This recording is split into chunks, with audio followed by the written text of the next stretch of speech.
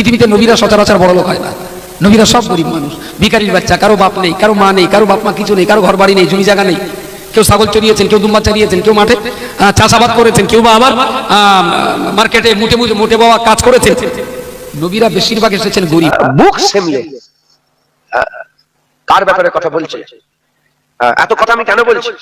এক শয়তান বলেছিল রাসূলুল্লাহ ইট না পাটকেল নাকি, শুনেন না আপনারা? ওই শয়তানের জবাব দিয়েছি।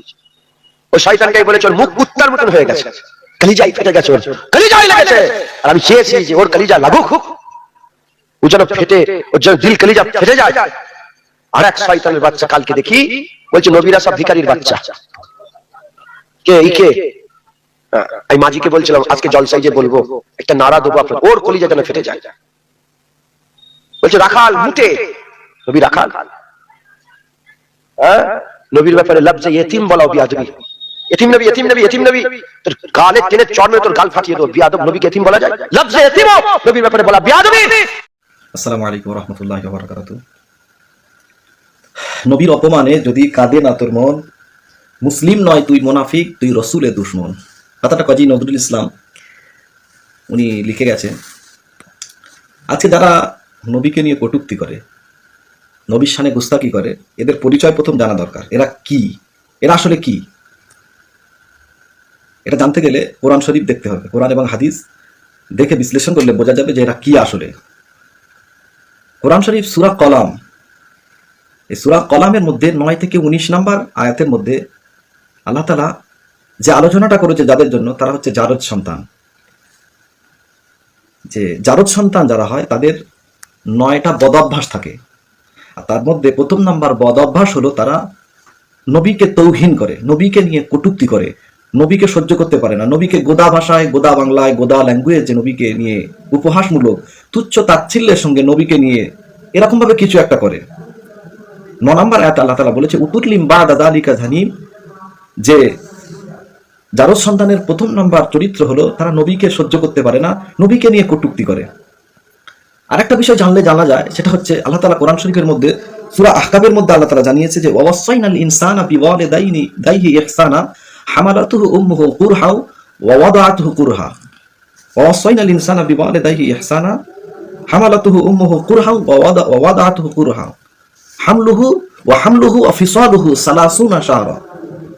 যে আমি আল্লাহ মানুষদেরকে বলেছি যে তারা যেন তার পিতামাতার সাথে সৎ ব্যবহার করে। কেন? তার মাতা মানে তার মা তাকে যে গর্ভে ধারণ করেছে, গর্ভে যে ধারণ করেছে কষ্টের সাথে, হামালাতুহু উম্মুহু কুরহা, তাকে গর্ভে ধারণ করেছে কষ্টের সাথে। হামালাতুহু উম্মুহু কুরহা ওয়া ওয়াদাআতুহু কুরহা, এবং গর্ভে থেকে গর্ভপাত করেছে, জন্মভূমিষ্ঠ যখন হয়েছে তখনও কষ্ট করেছে। এই হামলুহু ওয়া ফিসালুহু 30 শাহরা, এই যে পেটে ধরা এবং দুগ্ধপান করানো, পেটে ধরা এবং দুগ্ধপান মানে পেটে ধরলো এবং জন্মগ্রহণ করার পরে তাকে তো দুগ্ধপান করাতে হবে। এই দুগ্ধপান করানো এবং পেটে ধরা এর পূর্ণ মেয়াদ হচ্ছে 30 শাহরা মানে 30 মাস। এখন 30 মাস, এখন কতদিন পেটে ধারণ করবে আর কতদিন দুগ্ধপান করাবে? আল্লাহ তাআলা সূরা বাকারার মধ্যে আল্লাহ জানিয়েছে যে আল ওয়ালিদাতু ইরদি'না আওলাদাহুন্না আও হাওলাইনে কামিলাইনে লিমান আরাদা আন ইউতিম্মা রিদা। আল্লাহ তাআলা বলেছে যে হাওলাইনে কামিলাইনে, পূর্ণ 2 বছর তারা যেন তাদের সন্তানকে দুগ্ধপান করায়, মানে দুধ পান করাবে পূর্ণ 2 বছর। তাহলে আমরা এখান থেকে জানতে পারলাম যে 1 বছরে হয় 12 মাস, 2 বছরে হয় 24 মাস। এখন 30 থেকে যদি 24 মাইনাস করে দিই থাকে 6 মাস।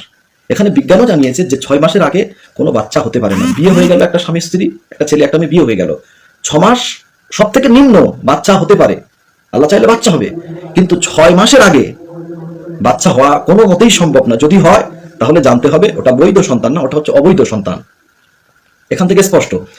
তাহলে অবৈধ সন্তান, ওদিকে 30 মাস চলে, 24 মাস চলে গেল দুগ্ধপানে মানে 2 বছর, আর 6 মাস হচ্ছে পেটে ধারণ করবে। তাহলে যারা নবীর বিরুদ্ধে তৌহিন করে, ওদিকে সূরা কলম থেকে আমি জানতে পারলাম ওরা হচ্ছে জারজ সন্তান। এরা কিন্তু এই 6 মাস পরে নয়, সম্ভবত খোঁজ নিয়ে দেখা যাবে হয়তো 6 মাস আগে এরা দুনিয়াতে এসছে।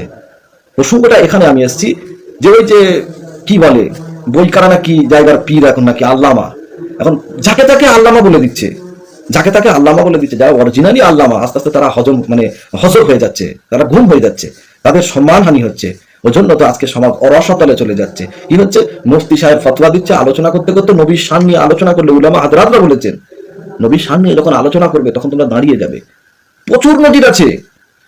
হাকিমুল উম্মাহ থেকে শুরু করে ইমদাদুল্লাহ মহাজের মাকে আশরাফ আলী থানভী সাহেব, ওনারা যখন নবীর শানে যখন নিয়ে আলোচনা করতেন, নবীকে নিয়ে, কিংবা নবীর শানে যখন সালাম পড়তেন দাঁড়িয়ে যেতেন, নবীর নিয়ে যখন প্রশংসামূলক জিনিস আসতো, যে নবীর শান সম্পর্কে আল্লাহ তাআলা বলছে ওয়ারাফা'না লাকা যিকরাক, হাবিব আমি আল্লাহ ওয়ারাফা'না লাকা যিকরাক, আপনার জিকিরকে আমি আল্লাহ বুলন্দ করেছি, আমি আল্লাহ সর্বোচ্চ সর্বশেখরে দিয়েছি। সেই জায়গায় বলে কি করে নবীরা ভিখারির বাচ্চা? তাহলে দোষটা কিন্তু ওর নয়, দোষটা কিসের? জন্মের। দোষটা যদি ওর হতো, ওর নয়, দোষটা হচ্ছে জন্ম। যেখানে আল্লাহ বলছে যে মাইয়ুতির রাসূলা ফাকাদ আতা আল্লাহ, যে আমার রাসূলকে, আমার নবীকে, আমার রাসূলকে যে ইতাআত করলো, ফাকাদ আতা আল্লাহ, সে আমি আল্লাহ আমার ইতাআত করলো। কোরআন শরীফে একটা আয়াত নেই যে আয়াতে আল্লাহ বলছে মাইয়ুতিল্লাহ ফাকাদ আতা আর রাসূল, যে আল্লাহর ইতাআত করলো সে যেন অবশ্যই আমি আল্লাহ আমার ইতাআত করলো। একটাও আয়াত নেই, কিন্তু আল্লাহ বললেন মাইয়ুতির রাসূলা ফাকাদ আতা আল্লাহ, যে আমি আল্লাহ, যে আমার রাসূলের ইতাআত করলো সে যেন আমি আল্লাহ আমার ইতাআত করলো। আল্লাহ তাআলা বলছে যে আল্লাযী, যেমন আযানের মধ্যে পড়ি যে আল্লাহুম্মা রাব্বা হাযিহি দাওয়াতি তাম্মা সালাতিল কায়িমা আতি মুহাম্মাদিল ওয়াসিলাল ফাযিলা ওয়াদ দারাজাতার রাফিয়া, আমি আল্লাহ আমার হাবিবের দরজাকে রাফিয়া করেছি, বুলন্দ করেছি। ওয়াদ দারাজাতার রাফিয়া ওয়া বা'আসুহু মাকামান মাহমুদা, আমি আল্লাহ আমার হাবিবকে মাকামে মাহমুদ দান করেছি। নবীর শান সবসময়, কোন নবীকে আল্লাহ, যতবার নবী অন্যান্য নবীদেরকে ডেকেছে আল্লাহ কি বলে ডেকেছে? ইয়া আদম উসকুনু আনতা ওয়া যাওজুকাল জান্নাহ, ইয়া ইব্রাহিম ক্বাদ সাদ্দাক্তার রুইয়া, ইয়া নূহ ইহবিতু বিসালামিন ওয়া মিম্মা বারাকা। প্রত্যেক নবী আলাইহিমুস সালামদেরকে আল্লাহ যখন ডেকেছে ইয়া সম্বোধন করে। আমি বলতাম না যখন সমস্ত নবীদের প্রসঙ্গ এসেছে যে সব নবীরা ভিখারির বাচ্চা ছিল আর আমার নবী সমস্ত নবীদের সরদার, এই জন্য প্রসঙ্গটা যখন আমার নবীর ব্যাপারে এসেছে ওই জন্য আমি থেকে থাকতে পারলাম না। ওই জন্য কিছুটা, কেননা নবীকে ভালোবাসি আমরা রসুল প্রেমিক, আমরা রসুলকে ভালোবাসি, ওই জন্য আমার নবীর সম্পর্কে যখন এসছে থেকে থাকতে না পেরে ওই জন্য আমি কিছু কথা বলছি। প্রত্যেক নবীদেরকে আল্লাহ ডেকেছে, কিন্তু যখন হাবিবকে যখন ডেকেছে আল্লাহ তাআলা নবীকে তখন কি বলে ডেকেছে?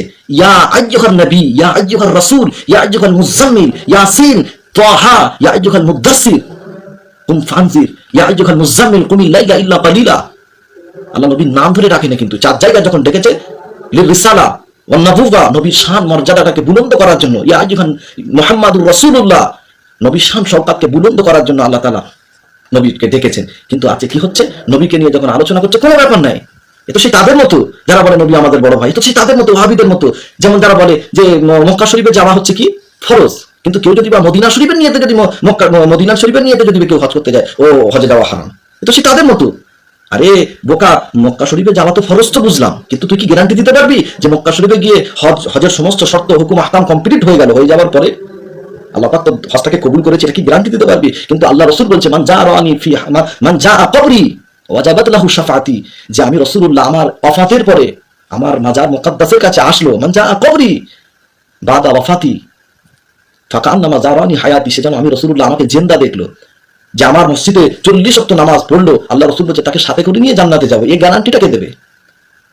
ওজন্য নবীর সম্পর্কে যখন কথা বলবে আমি ওকে একদম ডাইরেক্টলি বলছি, ও এক প্রথমত হচ্ছে জারদ সন্তান, দ্বিতীয়ত ও হচ্ছে জানোয়ারের বাচ্চা। আমি চ্যালেঞ্জ নিয়ে বলছি, ওকে বলতাম না যখন নবীর প্রসঙ্গ এসেছে, ও যদি নবীর শান শওকাত নিয়ে, নবীকে ভালোবাসে, নবীর বিশাল নবীকে নিয়ে সম্মান করে, নবীকে ভালোবাসে, এই নয় যে যে আল্লাহর উপরে নবীর প্রশংসা করবে না।